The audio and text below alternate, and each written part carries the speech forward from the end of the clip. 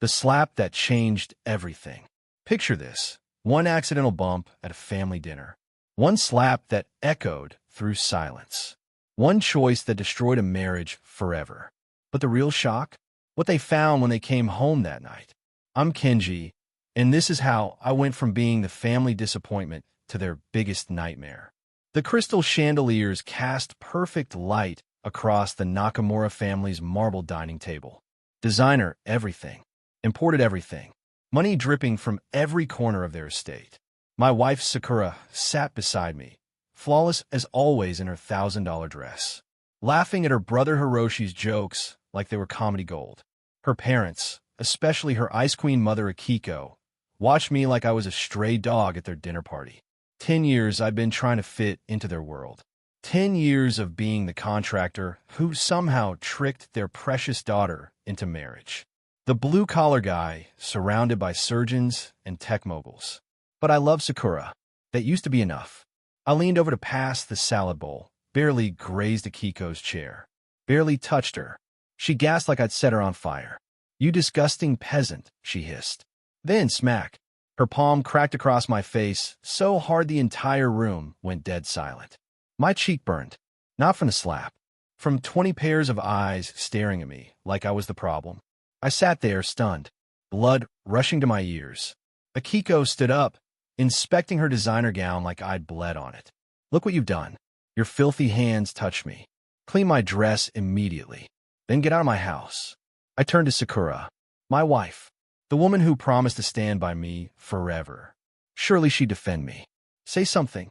Anything. Instead, she set down her wine glass and said the words that shattered everything. Apologize to her. Or leave. Cold as winter. Final as death. For one heartbeat, I thought I'd misheard. Then I saw Hiroshi trying not to smirk. Saw their father leaning back, amused by the entertainment. I wasn't family.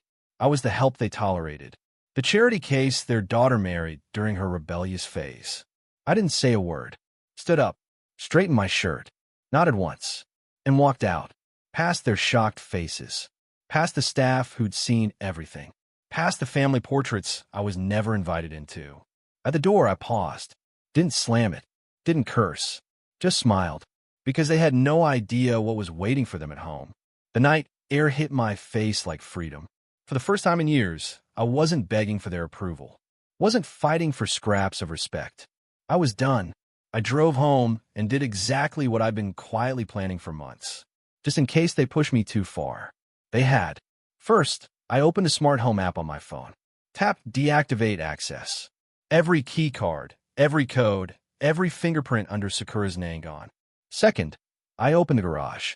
The boxes I'd packed over weeks were waiting. Documents, valuables, cash reserves, tools. I'd learned to be ready. Marrying into wealth doesn't mean security. It means control. I've been building my exit strategy. Now the exit was wide open. When Sakura and her family returned hours later, drunk on wine and arrogance, they got their surprise. The key fob didn't work. Akiko pounded the intercom. "Open this door right now." I didn't answer. Instead, I activated the speaker system. "Sakura, you told me to leave, remember? So I did. You said this house was yours. Strange. The deed says otherwise." There was silence. Then chaos. They banged on windows, screamed threats, rang the doorbell like maniacs. But I wasn't inside anymore. I was across the street in a cozy Airbnb, watching it all unfold on my phone, sipping bourbon, smiling for the first time in years. Then my lawyer texted, "First round of filings ready. Go nuclear." I replied with one word, "Absolutely." By sunrise, their world started cracking. Sakura woke up in a hotel, Daddy's black card footing the bill, locked out of all our joint accounts. I'd closed them the night before. Her frantic call started at 6 a.m. I didn't answer, just saved the voicemails. "What the hell is happening? Where are you? Why isn't my card working? What do you mean you moved out?" I sent one text. "Don't worry. You'll get answers soon. In court. Remember that family business they mocked me for helping manage? I'd spent a decade building their digital backbone.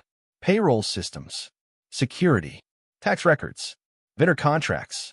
Before I left, I handed everything over to their biggest competitor, along with a tip about some questionable accounting practices Akiko's husband had buried. A full audit was scheduled within the week. They called me just the son-in-law.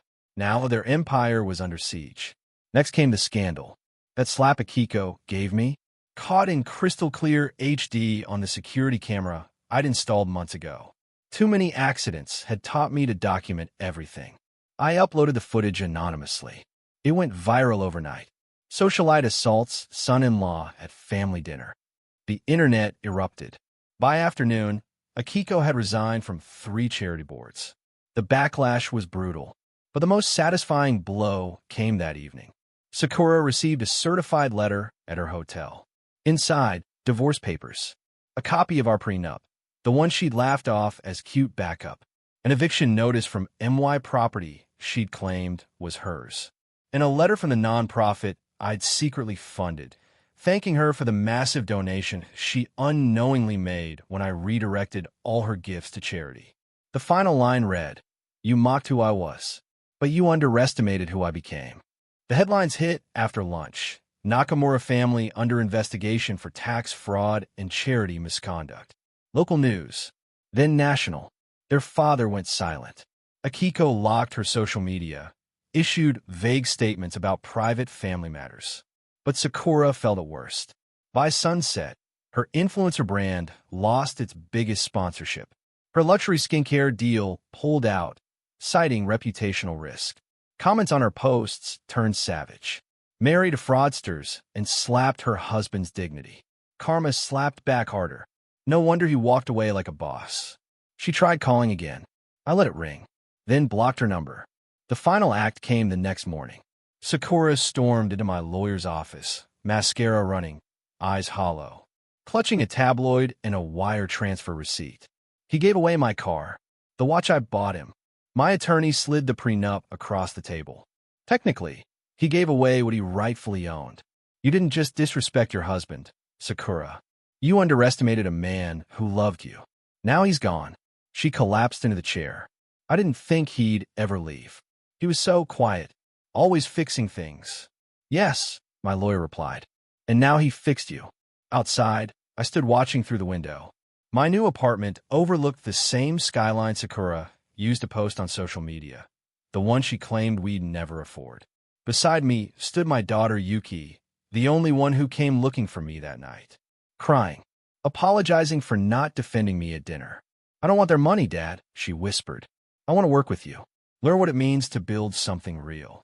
I smiled, really smiled, for the first time in years. Legacy rebuilt, respect earned, peace found. 6 months later, a business magazine featured my story. The man they mocked now leads multi-million-dollar enterprise. There I was on the cover, not in a designer tux, not in some rented spotlight, but in work clothes, sleeves rolled up, standing next to my fleet of company vans. Second chances, plumbing and repair. Because that's what I believed in now. Second chances, just not for everyone. Sakura was working part-time at a boutique. Her social influence gone. Her family still drowning in lawsuits. Her rich friends vanished when the money dried up. Her parents disowned her, said she brought shame to their name. My daughter Yuki co-manages marketing for my growing business while finishing college. She told me once, "You're not just my dad. You're the definition of resilience." And me? I get invitations from the same elite families who once sneered at my job. I never respond. Some doors, once closed, don't need reopening. I wasn't a loser. I was a builder. And the life I rebuilt, brick by brick, stood stronger than any mansion ever could. Was this revenge perfectly justified? What would you have done? Drop your thoughts below. Smash that like button if this story gave you chills. And subscribe for more jaw-dropping tales of betrayal and justice. Because here, every lie has its reckoning. Every betrayal finds its shadow. Stay sharp. Stay strong. Stay tuned.